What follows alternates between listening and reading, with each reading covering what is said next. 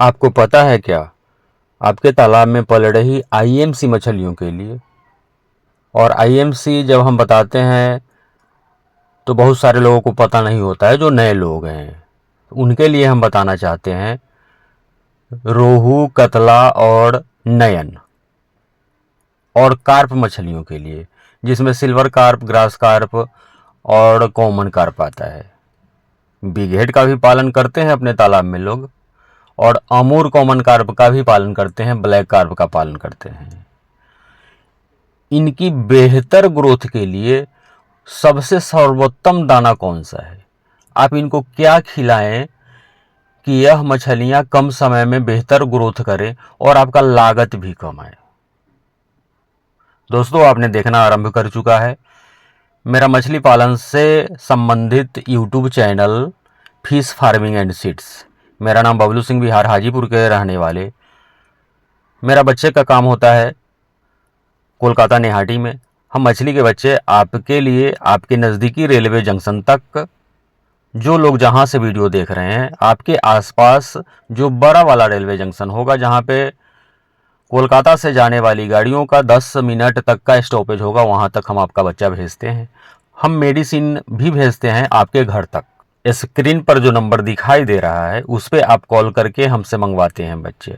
ऐसे हम आपको बताना चाहेंगे कि आज भी हमारा बच्चा मऊ रेलवे जंक्शन और कई जगह और जा रहा है। आज शाम में लोड हुआ है, कल सुबह सुबह जिनका ऑर्डर है उनको प्राप्त हो जाएगा। हम इस वीडियो के माध्यम से आपको जानकारी देंगे कि अगर आपको भी अमूर कॉमन कार्प या फिर किसी भी मछली का, सिंघी हो, देसी मांगुर हो, रूपचंदा हो, कोई भी मछली के बच्चे अगर आपको अभी तक रिक्वायरमेंट है, अभी अपने तालाब में नहीं डाला है, तो आप दिए हुए नंबर पर कॉल करके मंगा सकते हैं। अगर आपके तालाब में मछलियों में किसी तरह की बीमारी लग गई है या आपके तालाब की सारी मछलियां ऊपर की तरफ सुबह में दिखाई दे रही हैं, तो उसके लिए आप जियोलाइट, उसके लिए आप ऑक्सीजन टेबलेट दिए हुए नंबर पे, जो स्क्रीन पर नंबर दिखाई दे रहा है, उस पर कॉल करके मंगा सकते हैं। चलिए, कम टू द पॉइंट, विषय वस्तु पर आते हुए हम बात करेंगे सबसे बेहतर, सबसे उत्तम भोजन क्या है आपके तालाब में पल रही आईएमसी और कार्प मछलियों के लिए। चर्चा इसी विषय पर करेंगे।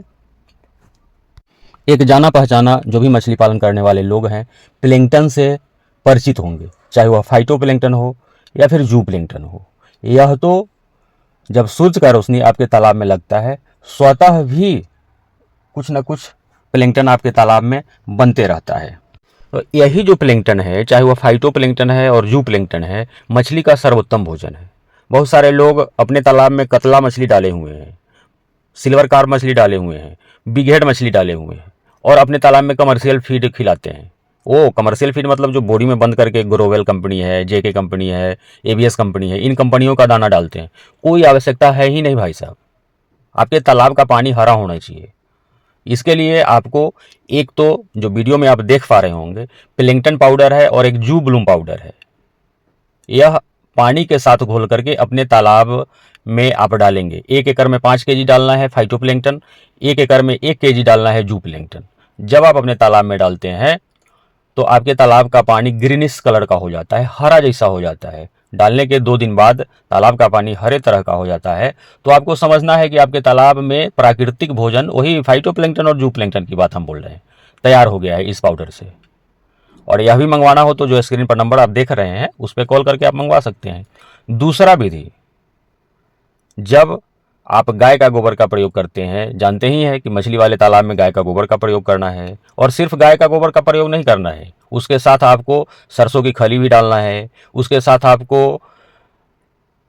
मक्के का दर्रा बनवा करके डालना है, या जहाँ पे राइस ब्रान मिलता है वहाँ आप राइस ब्रान खरीद करके डालेंगे, और कुछ एसएसपी मिलाएंगे या डीएपी मिलाएंगे, कुछ यूरिया मिलाएंगे, और उसमें 2 प्रोडक्ट, एक तो ईस्ट पाउडर आता है और एक मिनरल मिक्सर पाउडर आता है। इसको आप मेरे पास से मंगवाएंगे। वही स्क्रीनवा पर देख लीजिए ना नंबरवा, उस पर फ़ोन करिएगा, हम भेज देंगे। परंतु कोई भी चीज़ मंगाना होगा तो हम पेमेंट पहले मंगाते हैं आपसे, आधार कार्ड मांगते हैं। मेडिसिन लगभग 1 सप्ताह में आपके यहाँ तक पहुँच जाता है, सारे चीज़ों को लेकर के, जिसमें गाय का गोबर, सरसों की खल्ली, राइस ब्रांड या मक्के का दर्रा, सिंगल सुपर फॉस्फेट या डीएपी और urea, east powder, mineral mixer powder सबको एक ड्रम में लेकर के लगभग 1 सप्ताह तक इसको सड़ने के लिए छोड़ देना है। जब इसमें से बहुत गंदी गंदी बदबू आने लगे, इसमें कीड़े आपको दिखाई देने लगे 1 सप्ताह बाद, पूरे तालाब में छिड़काव करिए और 2 दिन बाद देखिए तालाब का पानी हरा हो गया है, यानी आपके तालाब में फाइटोप्लैंक्टन, जूप्लैंक्टन वगैरह बन गया है। यही तो सर्वोत्तम भोजन है आपके मछलियों के लिए। देखिए ना आपको कैसा ग्रोथ आएगा। सप्ताह में 1 बार आप प्रयोग करिए, यानी महीने में 4 बार प्रयोग करिए। तब अपने कतला का, अपने सिल्वर कार्प का, अपने बिघेड़ मछली का, रोहू मछली का, ग्रास कार्प मछली का, सबका देखिए किस तरह से चारा बन गया है और ग्रोथ कितना अच्छा होता है। परंतु अगर आपके तालाब में ग्रास कार्प भी है और वह 300-400 ग्राम की हो गई है, तो अब आप उसको हरा चारा देना क्यों नहीं चालू कर रहे हैं? हरा चारा डलवाइए ना उसमें। ग्रास कार्प जब बड़ी हो गई है, दांतें उसकी निकल आई होंगी, अब 200-300 ग्राम की हो गई है, हरा चारा देना आरंभ कीजिए। धन्यवाद।